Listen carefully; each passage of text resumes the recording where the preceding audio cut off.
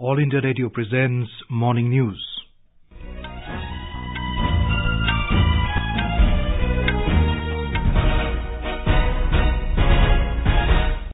Good morning, I'm Abhishek Mukhopadhyay. The headlines.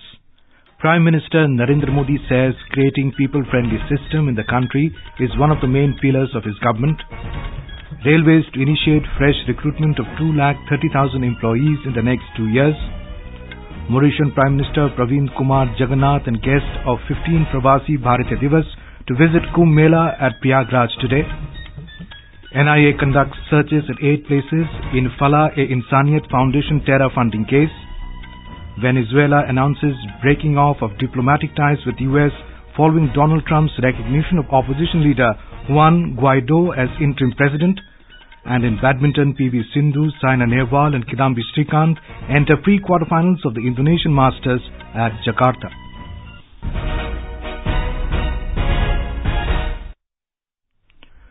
Prime Minister Narendra Modi has said creating people-friendly systems and mechanisms in the country is one of the main pillars of his government. Mr. Modi was interacting with BJP booth-level workers from Baramati, Gadchiroli, Hingoli, Nanded and Nandurbar parliamentary constituencies through video conferencing last evening. The Prime Minister said systems and processes should people first while also being technologically advanced and effective to address the issues of citizens. He said his government has taken several steps keeping the common man's interest in mind and make their lives easier.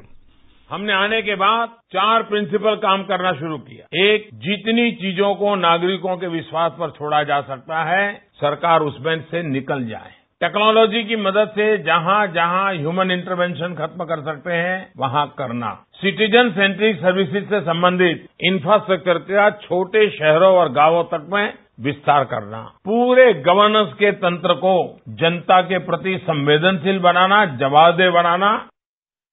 In an apparent attack on the Congress, the Prime Minister asserted the BJP is not a party where decision is taken at the wishes of one individual and family. He said the BJP takes decisions on its workers' wishes and it is the only party which truly follows democratic traditions. अगर कोई party ऐसी है जो वास्तव में पूरी तरह से लोकतांत्रिक सिद्धांतों का पालन करती है, तो वह भारतीय जनता पार्टी है। और यही कारण है कि देश की जनता हमसे एक स्वाभाविक जुड़ाव महसूस करती है। हमारी पार्टी में कोई भी निर्णय इस बात से नहीं होते हैं कि एक व्यक्ति या एक परिवार का इस विषय में उसका क्या इच्छा है या क्या चाहता है। Gujarat Cabinet has decided to follow only criteria of income for giving benefit of 10% reservations to economically weaker sections in the general category. Deputy Chief Minister Nitin Patel announced this in Gandhinagar yesterday. He said that other criteria such as size of plot, house, farmland will not be effective in Gujarat so far as state government jobs and state educational institutes are concerned. The railways will initiate fresh recruitment of 230,000 more employees in the next 2 years. The vacancies are proposed to be filled in 2 phases. The first phase of 131,328 posts will be initiated in February to March this year, while the second phase of recruitment of 99,000 personnel against the vacancies arising out of retirements will be initiated after the first phase of recruitment is completed. Recruitment for 151,548 posts is already going on. Briefing reporters in New Delhi yesterday, Railways Minister Piyush Goyal said 10% of the vacancies will be filled in from economically weaker sections. He said the current reservation to SC, ST, OBC and the differently abled will continue in the railway as usual. Railway Minister Piyush Goyal has been assigned to temporarily hold the portfolios of the Ministry of Finance and Ministry of Corporate Affairs during the period of indisposition of Mr. Arun Jaitley. Mr. Goyal will hold the charge of the 2 ministries in addition to the existing portfolios. According to the Rashtrapati Bhavan communique, Mr. Jaitley will be designated as Minister without portfolio during the period of his indisposition or till such time he is able to resume his work as Finance and Corporate Affairs Minister. Mr. Jaitley is in the United States for medical treatment. The Indian Space Research Organization ISRO will launch a student satellite, Kalamsat, and an imaging satellite, Microsat-R, from the Satish Dhawan Space Center in Sriharikota today. The National Space Agency's workhorse rocket PSLV C-44 carrying the satellites is scheduled for liftoff at 11:27 p.m. The countdown for the launch began at 7:37 last evening and is progressing smoothly. Kalamsat is a payload developed by students and Chennai-based Space Kids India for the first time. ISRO Chairman Dr. K. Sivan said the Microsat-R satellite is meant for the Defence Research and Development Organization DRDO purposes. Our correspondent has filed this report. ISRO will be using the aluminium tank for the first time in the fourth stage of the launch of PSLV C-44. This is to reduce the weight and increase the mass in the fourth-stage engine expendable rocket with alternating solid and liquid fuel. Kalamsat is a 10 cm cube nano-satellite weighing about 1 kg and has a lifespan of about 2 months. Joy, AIR News, Chennai. This is All India Radio giving you the news. For quick news updates around the clock, follow us on our Twitter handle at AIR News Alerts. You can also log on to our website newsonair.nic.in. Mauritian Prime Minister Pravind Kumar Jagannath and the guest of the 15th Pravasi Bharatiya Divas will visit Kumbh Mela at Prayagraj today. Mr. Jagannath will return to New Delhi after visiting Sangam and Hanuman Temple and Kumbh's newly developed Integrated Command Control Center. DIG Kumbh Mela KP Singh said elaborate security arrangements have been made in view of the visit. We have a report from a correspondent. Prayagraj is all set to welcome the nearly 3,200 guests of Pravasi Bharatiya Divas, including Mauritius Prime Minister. They will reach Prayagraj in 90 buses in 3 groups from Varanasi. Most of the guests will visit Sangam to take holy dip and perform rituals like Ganga Pujan. They will also visit Akshayvat, Saraswati Koop and Hanuman Temple. During the day-long visit, guests will stay at tent cities and will also visit Sanskriti Gram and Kalagram. In the evening, all the guests will return to Delhi in 3 special train, Shashank Kumar, Mela City, Prayagraj. The National Investigation Agency NIA has conducted searches at 8 locations across the country in connection with Falah-i-Insaniyat Foundation FIF terror funding case. The agency said the searches were conducted yesterday at Gonda in Uttar Pradesh, Sikar and Jaipur in Rajasthan, Delhi, Valsad and Surat in Gujarat and Kasargod in Kerala. During the raids, some incriminating documents, 21 lakh rupees cash, 2 kilogram gold items and other materials were recovered. In the case, the NIA has so far arrested 4 accused persons. The investigation is continuing to unearth the larger conspiracy to collect evidence and to arrest the other accused persons. The NIA had registered a case against FIF terror funding last year.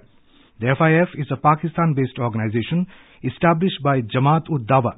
It is a front-end organization of terror group Lashkar-e-Taiba. The Delhi police has registered a case based on a complaint filed by the Election Commission regarding allegations of hacking of electronic voting machines, EVMs, and rigging of polls levelled by a self-proclaimed cyber expert. An FIR has been registered under the relevant section of the Indian Penal Code at the Parliament Street Police Station. During an event in London, a cyber expert had claimed that the EVMs can be tampered with and that 2014 Lok Sabha elections were rigged. The Election Commission will host an international conference on making elections inclusive and accessible in New Delhi today.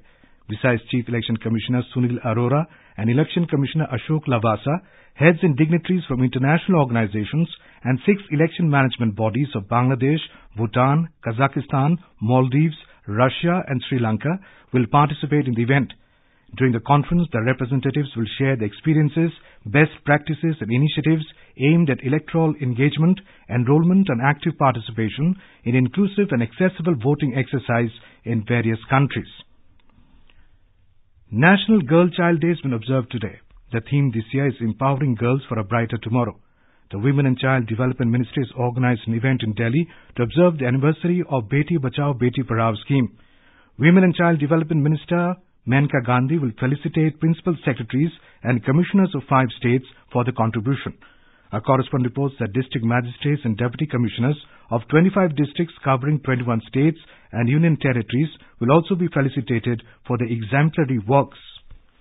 Beti Bachao Beti Padhao scheme was launched by Prime Minister Narendra Modi on the 22nd of January in 2015 at Panipat in Haryana. Seeing the good progress and improving trend of sex ratio at birth in 161 implementing districts, Mr. Modi launched the All India expansion of Beti Bachao Beti Padhao covering all 640 districts last year. The scheme is a central sector scheme with 100% financial assistance for district level component, and the funds are directly released to the DC and DM's account. It is a comprehensive program to address the declining child sex ratio and related issues of empowerment of women. With Divakar, Suparna Sekya, AIR News, Delhi.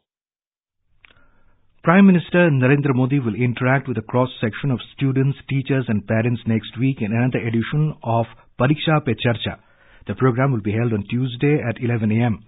Pariksha Pe Charcha is a unique interaction where students, parents, teachers and the Prime Minister come together to discuss how students can appear in examinations without any stress and tension.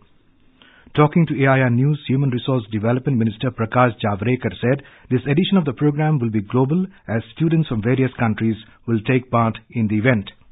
This time, it's a global event. Here, Russia, Middle East countries, South Asian countries, Nigeria and other African countries are also participating. Indian students there also will participate. And this time, Modi ji is addressing the students, parents and teachers simultaneously.